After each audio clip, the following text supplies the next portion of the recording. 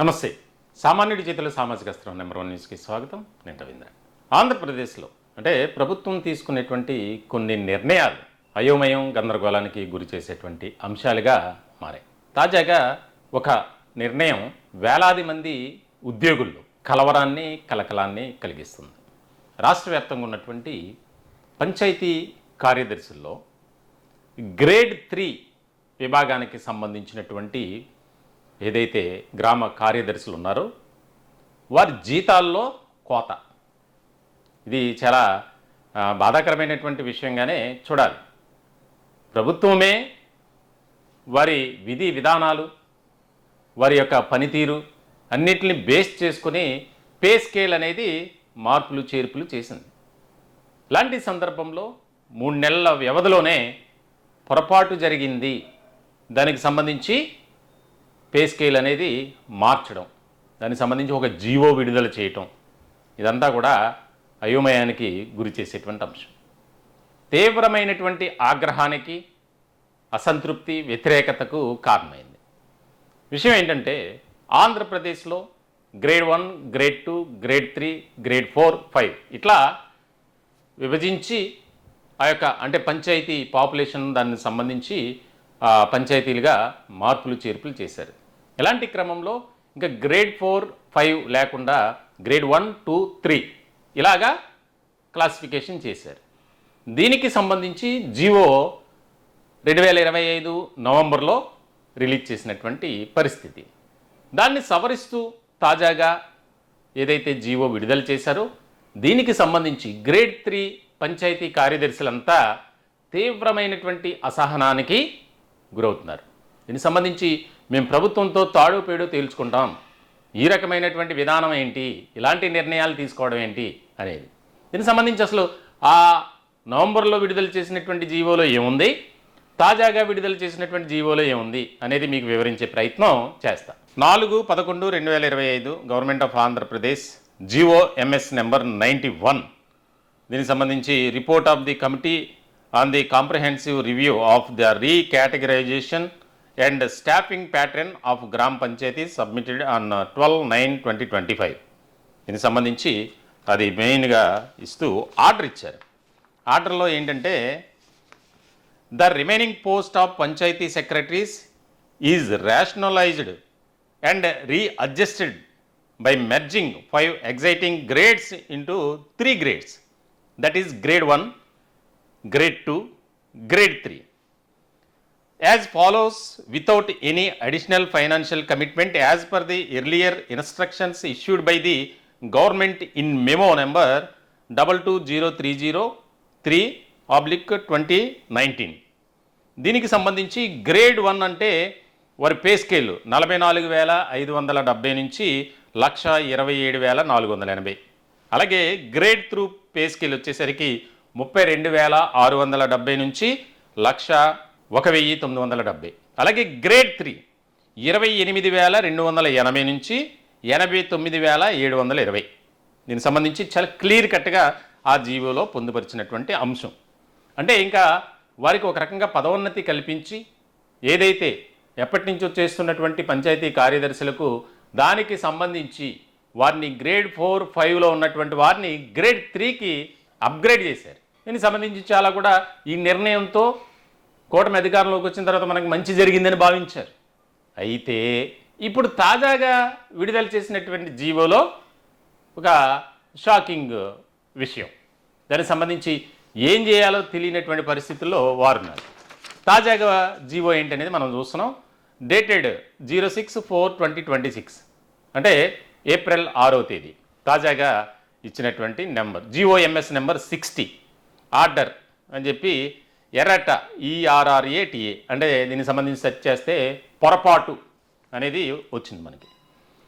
For sub para 4 of para 5 of the GO read above the words as grade 3 28,280 89,720 అంటే pay scale 28,280 నుంచి 89,720 shall be read grade 3 25,220 నుంచి 80,910 ఇలాగా మార్చుకొని చదువుకోగలరు అని దీని అర్థం.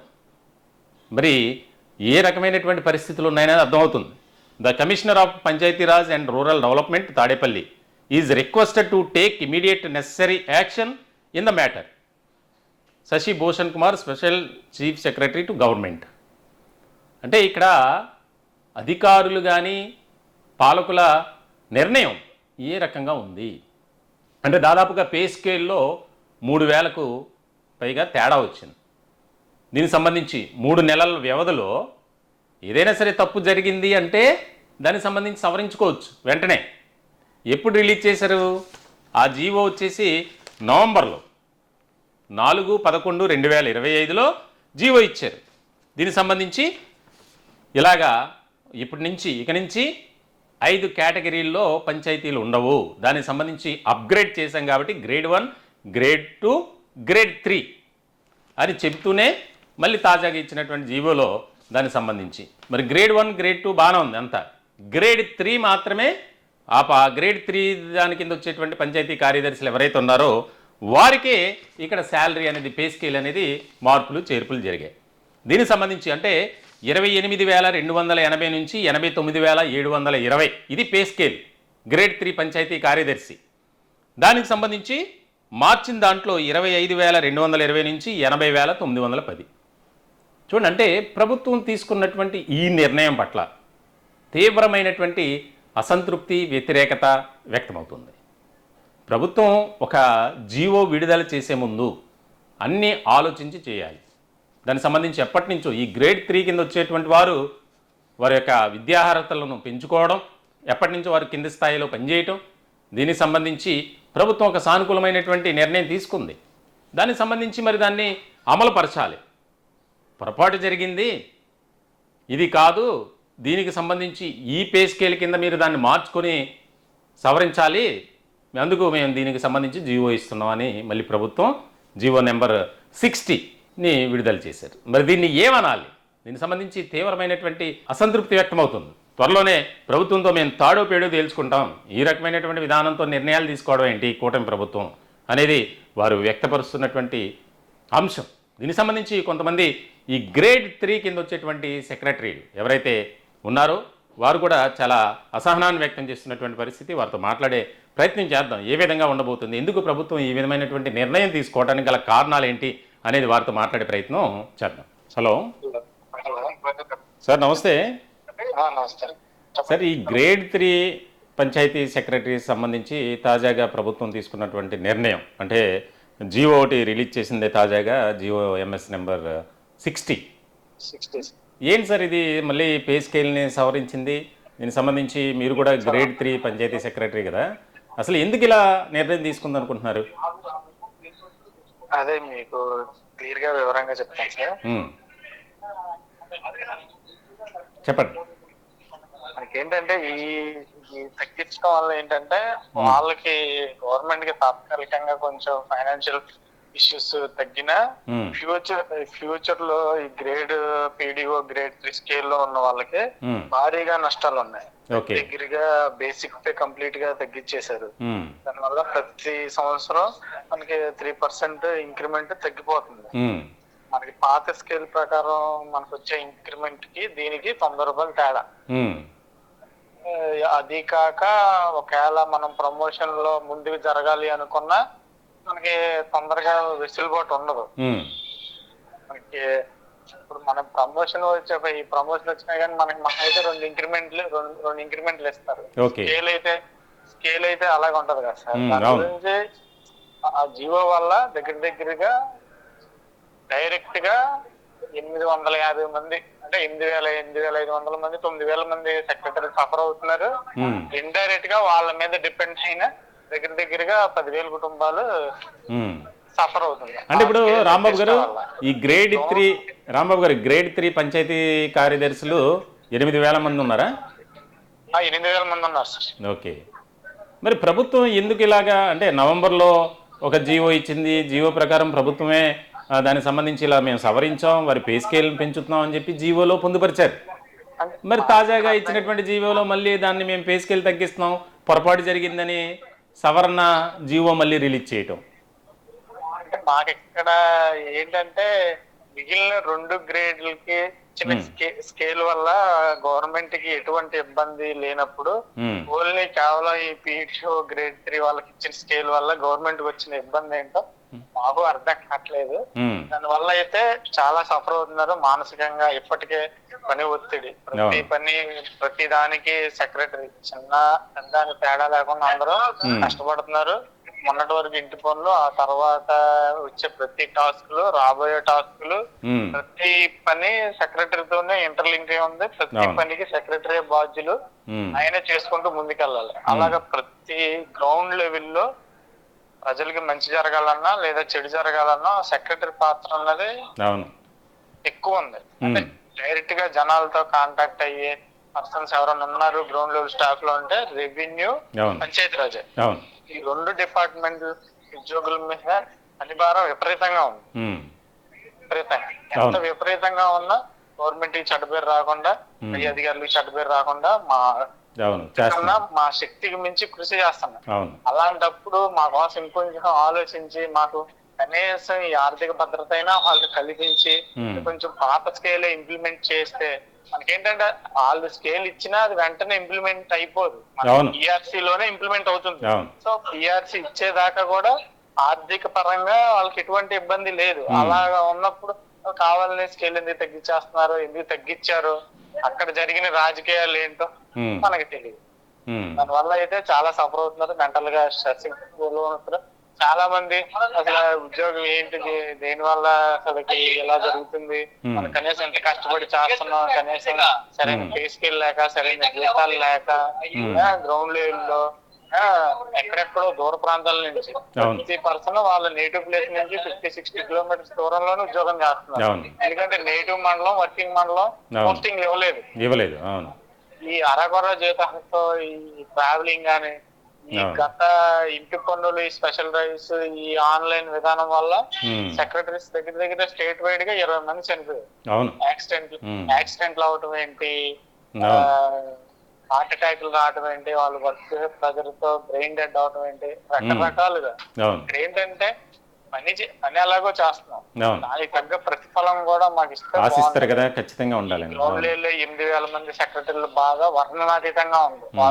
వాళ్ళు సింపుల్ గా మాకు ఫైనాన్షియల్ డిపార్ట్మెంట్ నుంచి అప్రూవల్ రాలేదు అంటే మిగిలిన 2 గ్రేడ్లకు వచ్చిన ఫైనాన్షియల్ అప్రూవల్ ఈ తక్కువ జీతం చేసే ఉద్యోగులు వాళ్ళ విషయంలో ఎందుకు రాలేదు అన్నది నాకు అర్థం కావట్లేదు.